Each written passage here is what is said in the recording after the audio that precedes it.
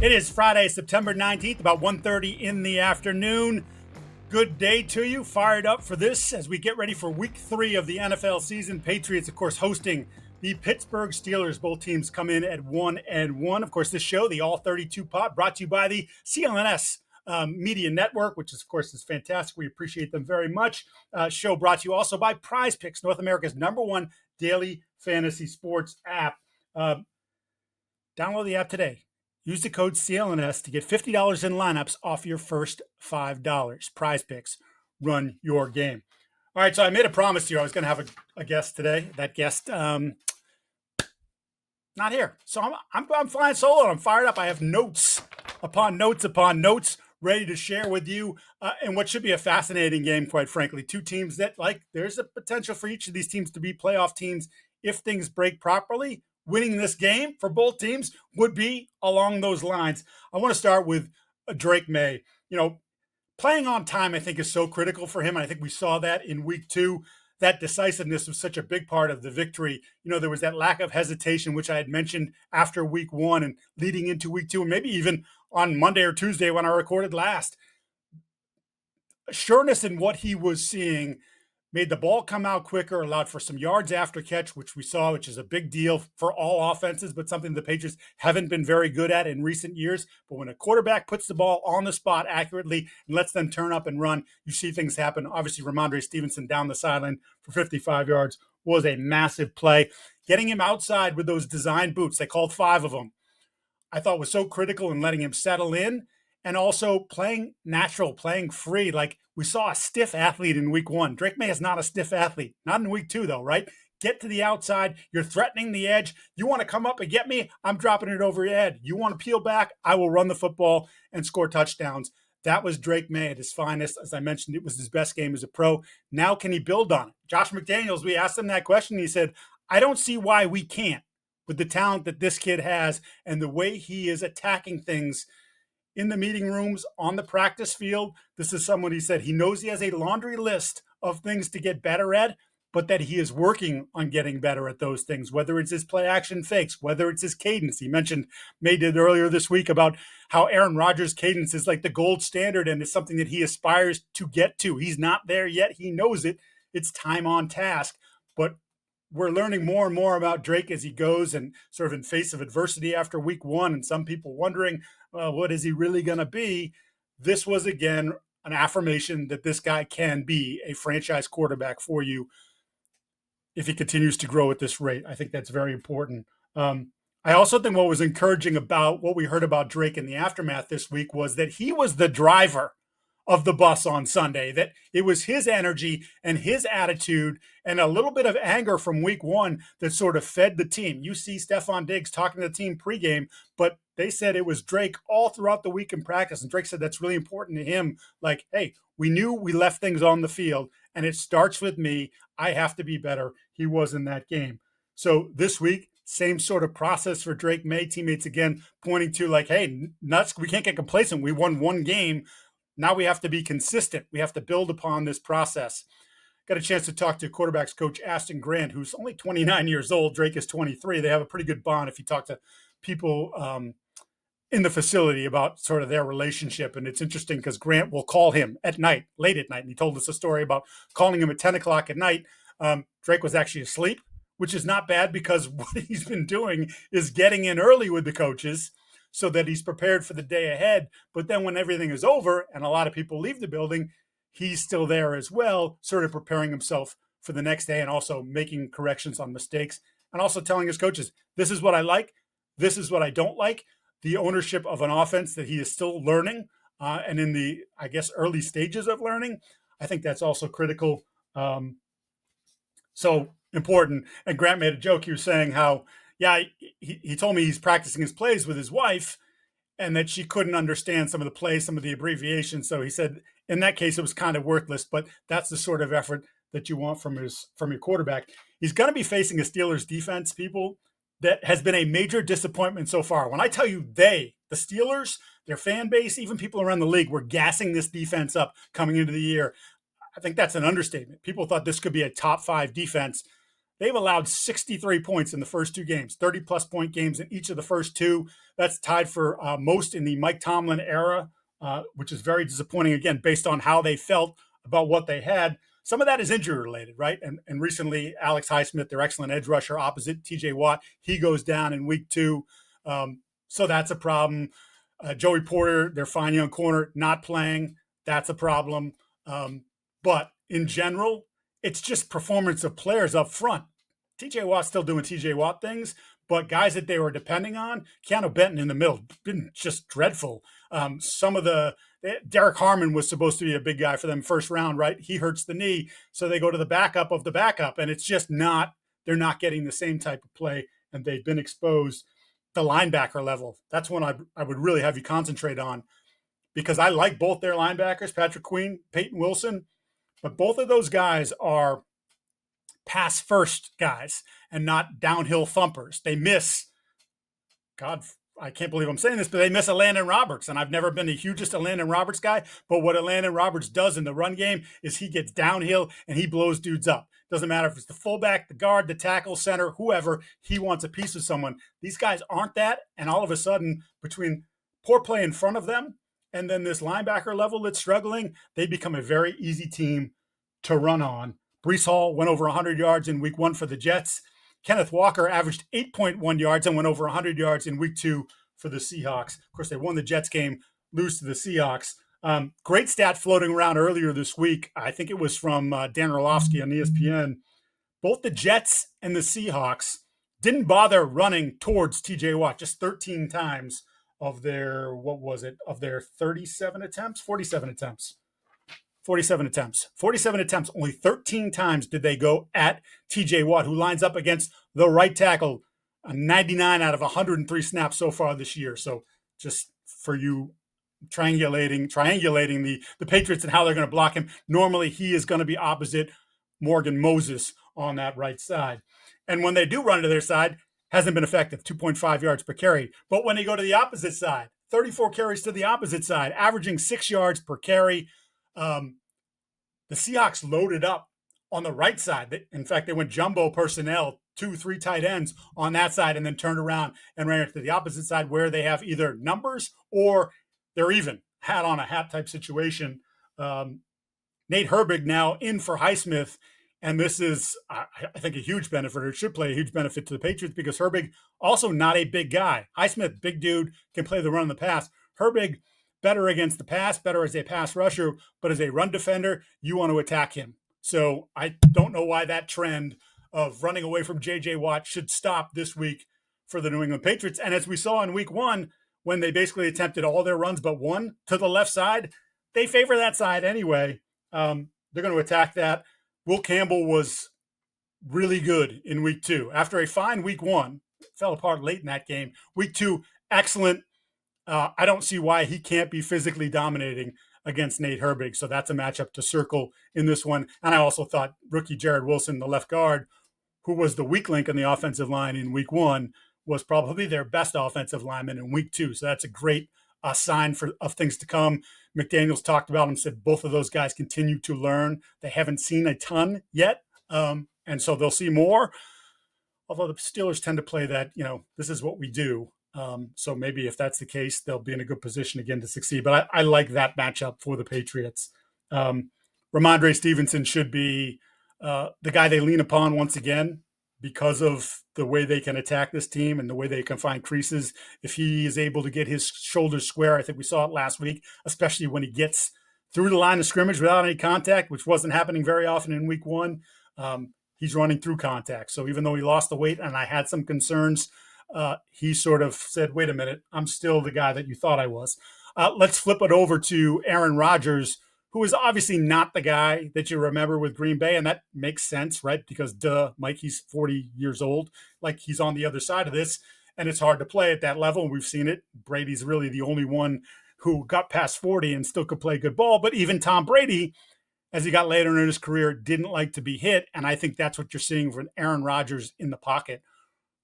And it's really what you've seen from Aaron Rodgers since he blew out the Achilles to start the 2023 season. Came back last year, had some good numbers at the end of the season for the Jets. But if you talk to the people with the Jets, really uncomfortable in the pocket, didn't want to be hit. That's translated through the first 2 games here with the Steelers. His best work thus far with Pittsburgh has been done when he gets outside contained, whether that's design boots or he's just scrambling around. He's still athletic enough. Like, it's not like he doesn't move very well. He still moves pretty well. I mean, hell, Patriots can just go back to last year's tape when they played him in the Jets against the Jets in week 3, when he was in and out of the pocket and just absolutely played them like a fiddle. So he's capable of doing that. I'm guessing the Patriots will actually want to keep him in the pocket, which normally you would say with more mobile guys is the guys you want to keep in the pocket, but he's good enough at it, and that's been his strength thus far as a passer, that they'll probably want to try to hem him in as best as possible. And look, you're not going to fool him. He's got that computer brain. As Brady used to say, the answers to the test. Aaron has the answers to the test, but he's still sort of feeling his way out through this offense. Is it his offense? No. Is it Arthur Smith offense? No. They're kind of trying to combine the two, and I think that might take a little while. Remember, they didn't play in the preseason. Rodgers didn't play in the preseason. You can see it on tape the first 2 games here. With someone as important as DK Metcalf, they're not on the same page yet. He threw 2 slants ahead of DK Metcalf in the opener. I mean, rather behind him in the opener. It's too fast. All right, so I'm going to adjust. So then he threw 2 ahead of him in week 2 against the Seahawks. So still learning each other, pretty important. Maybe the league teams will start to buck this trend of not playing guys in the preseason, although as we're headed to probably an 18-game regular season, that's probably not going to happen. So I'm probably just wishing on something that will never come true. But I think you're seeing, not just with the Steelers, but league-wide, you see these little trends early in the year where guys just haven't played together enough, especially in this case where it's a new quarterback and a new wide receiver on a new team in a new offense. What was I going to say here? Metcalf is obviously someone you have to be concerned about. And while I don't consider him like the cream of the crop number one, he's obviously, is he on that second tier of number ones? And obviously, if you're the Patriots, you would take that guy, which is why they tried to trade for him. And he said, I don't want to be here. But other than that, the Steelers don't have a lot of options at wide receiver that scare you. Christian Gonzalez, a short time ago, Mike Vrabel said he will be questionable for the game. He practiced for the first time since July 28th with that hamstring on Wednesday. We didn't see him really do anything. He was listed as limited.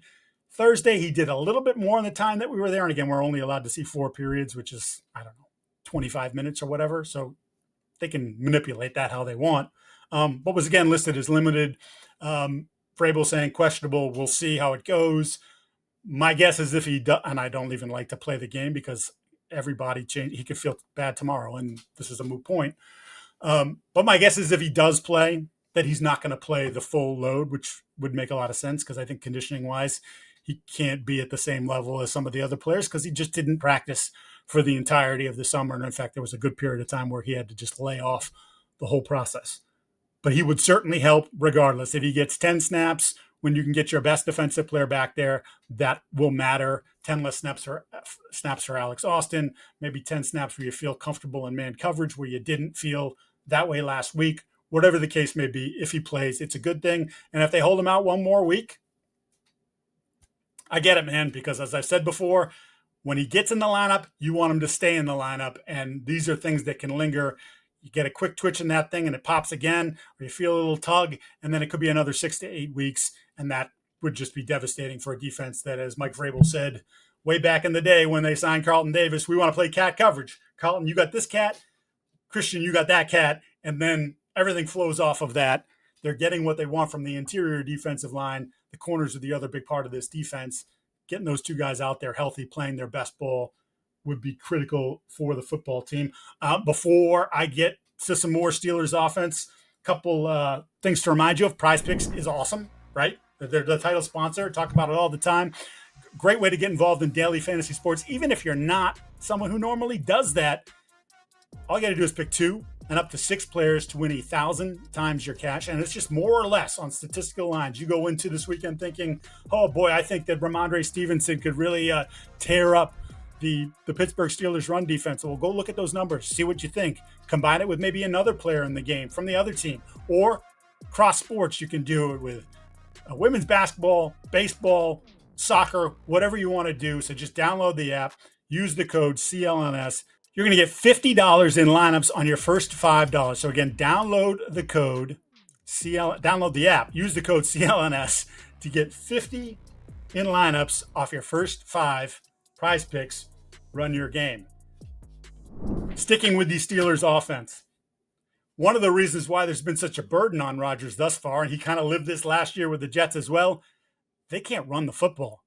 And this isn't a this year problem. This has been a recurring theme for a Steeler team that historically, that's how they build their offense, right? Even with Ben Roethlisberger, they had Le'Veon Bell. Like, they always have wanted to be a balanced football team. When they had star players at receiver and Antonio Brown, when they had Ben Roethlisberger in his prime, like, this is just the way they want to play. They let Najee Harris go via free agency. They drafted Caleb Johnson out of Iowa. He had the massive mistake on the kickoff last week that gave the Seahawks an easy touchdown, but he hasn't been much of a threat offensively. They average 3 yards per carry against the Seahawks. This offensive line is young, and there's some talent there for sure. Certainly some investments in first-round picks, but they're still not playing very well. We go to Rodgers, got sacked 3 times, pressured 8 times. Now you're looking at the run game, 3 yards per carry. That's not going to be effective for the Pittsburgh Steelers the way they want to play football.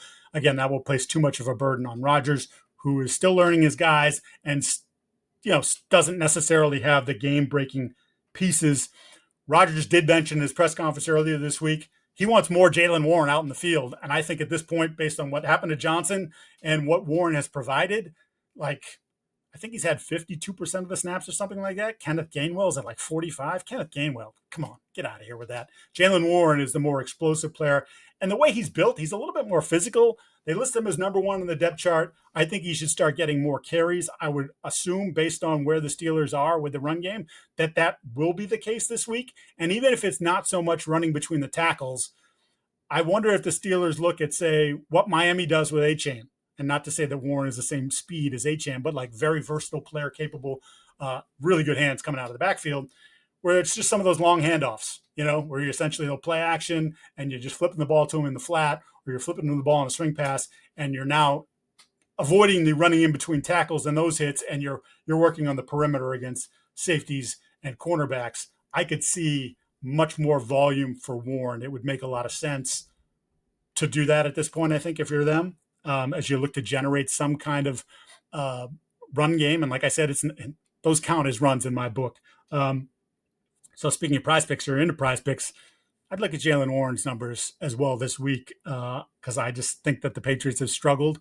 And I've mentioned this a million times since the summer. They don't do a very good job covering running backs and tight ends, and obviously had a huge difficulty hemming in A-Chan in the pass game. Last week, struggled with the tight ends in the first week with Bowers and Michael Mayer.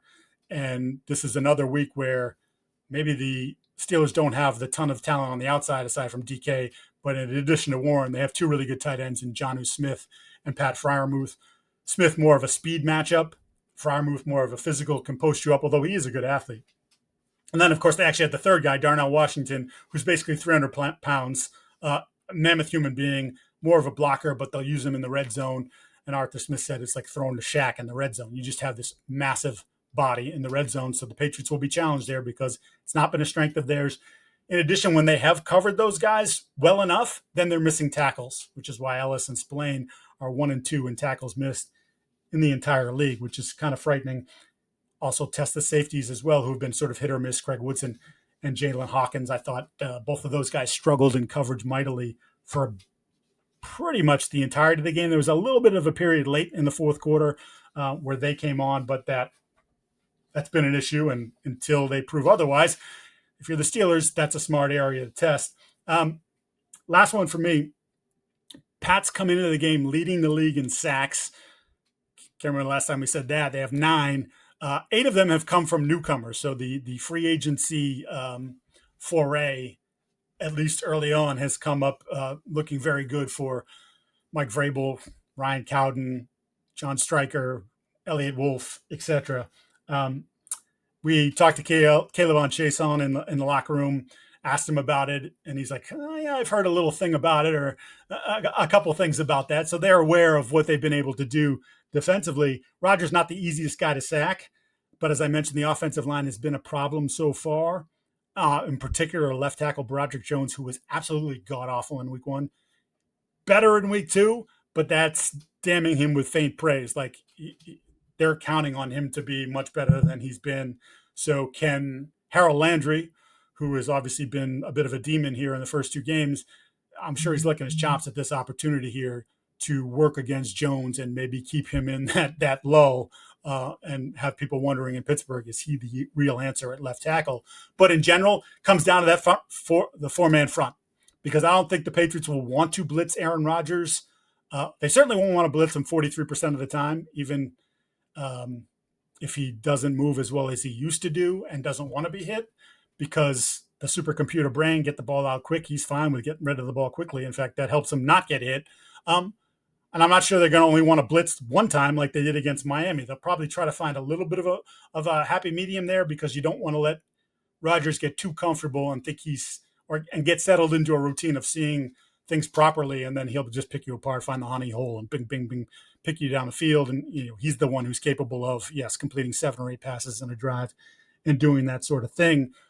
So that front 4 will have a lot on them again. I thought the fourth quarter of game 2 in the 90-something degree heat was impressive. Andrew Callahan, my good buddy there from Boston Herald, who I do the podcast with on Mondays, Pat's Interference podcast, had a great stat, 66% pressure rate in the fourth quarter from the front 4. So it was Milton Williams, who obviously closed out the game. As he said, I think that was the first time he's ever closed out a game with a sack like that. But Christian Barmore started to come on, chase on, running games on the outside. He was winning some of his battles, and then Landry had his sack in the fourth quarter as well. So can those guys be up to the task again? I think it's a favorable matchup for them in this contest. And lastly, just going out, I think there's good vibes from what the Patriots did last week, and I think what they're feeling this week. I think they're still looking at this as we don't quite know our team yet, but we're starting to get more and more comfortable with the scheme, both offensively and defensively. And there just was a jolt of confidence. Anytime you win a game, you go into the locker room and say, does it matter? Well, it matters. Go watch Jared Wilson losing his mind after Ramondre Stevenson's 2-point conversion run in Miami. The vibe in the locker room much better this week than it was last week. Last week it's like your dog died. This week, hey, we feel good about it. We put some good things on tape. We know we're far from perfect. So there are things that they can clean up, feel like they can get better at, and advance this week. Before I go, I got to talk to you about something serious. I, for one, never gave a crap about life insurance, didn't really think about life insurance at all. Then I had one kid, and then I had a second kid. And then your whole world is trying to figure out, like, I have to protect these kids at all costs. How do I do that? How do I make sure that if something happened to me, knock on wood, that my kids are taken care of? And that's where Ethos comes into play. It's an online platform that makes getting life insurance fast and easy and protects your family's future in minutes. That's how quick that you can do this thing. No complicated process, 100% online. No medical exams required. So that in and of itself, I know for a lot of people, like, I got to deal with a doctor. Sometimes the insurance, they'll send people to your house, or you got to go to your own doctor. Pain in the butt. This isn't the case at all. Get a quote in as little as 10 minutes. Again, online. Some policies as low as $2 a day, or you can go up to, if you want a $3 million policy, you can do that. So you have to figure out what fits best for your budget, or what number you want to hit, and then understand how much it's going to cost on a monthly basis. Ethos, by the way, a trustworthy company, disrupting the entire traditional life insurance policy companies, as I mentioned, and the whole system really, and doing it online is a big part of that. As of March 2025, Business Insider named Ethos number 1 in no medical exam instant life insurance provider in the country. Say that again, number 1 in the country. 3 million families have completed their applications and use Ethos to help find the right coverage. They have 4.8 out of 5 stars on Trustpilot with almost 2,500 reviews. So protect your family with life insurance from Ethos. Get your free quote from ethos.com/all32. Again, that's Ethos, which is spelled ETHOS.com/all32. We appreciate them for being involved with the program as always, look into it, people. It's a very, very good thing to have. And then for those of you still here, still listening, I appreciate you bearing with me. Look, I got you out of here in less than 30 minutes. Quick, to the point, bing, bam, boom. You feel like you're better educated. I hope so. Make sure you subscribe to the Patriots Press Pass YouTube channel. Also hit the like and subscribe button for this program. And then you can find our show. You can find other Patriots content. I know they've got some new stuff coming. CLNS does as well. So keep an eye out for all that stuff and hit the notification button so the minute this pod or other pods that you like drop, comes right in. It's time to go. Like, I'm going to go for a walk. I'm going to listen to my favorite podcast. I'm going to go for a bike ride. I'm going to listen to the favorite podcast. I'm going to get a workout in. This is what I'm going to do, whatever. Or you're sitting on the couch and you're ignoring everybody around you and you want to listen to football talk. Do that. Appreciate you very much. Don't be afraid to give us a nice 5-star review.